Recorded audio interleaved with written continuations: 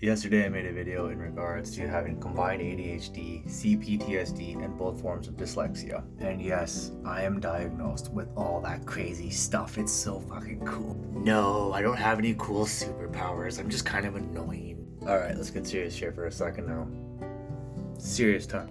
And to my surprise, when I talked about the things that I struggled with, that resonated with a lot of people. Now, before I go any further, I just want to make it abundantly clear. I am not trying to tell you what to do. I'm not giving you any sort of medical advice, professional advice, or anything of that sort. One thing I noticed though that came up a lot, whether that be in comments or DMs, whatever it may be, is how do I go about getting an assessment? How do I take those steps? Where do I start? Now, I cannot speak for everywhere in the world because it's going to be different. I live in Edmonton, Alberta, Canada, so what I'm going to say is specific to my province. Now, to my understanding, there are two ways about going and getting an assessment done, whether that be for ADHD, complex post-traumatic stress disorder,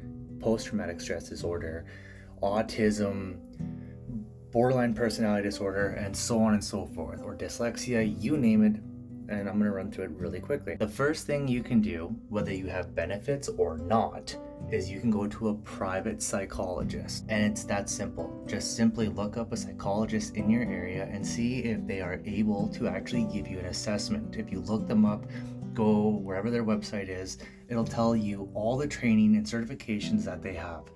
And if they can give you an assessment, there you go. For me and where I went, my assessment, when it was all said and done, cost me $3,100. My benefits covered $2,000 or $2,500 out of that amount. I think, give or take, I'm not 100% certain. Now, if that isn't feasible for you, this is option 2. You can go and see your family doctor or a physician.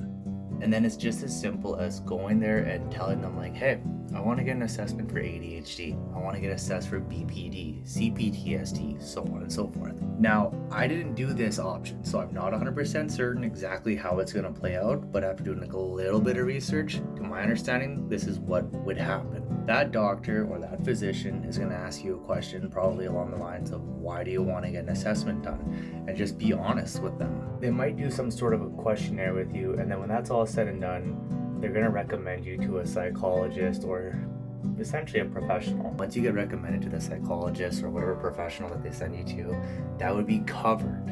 That whole assessment and everything would be covered under AHS.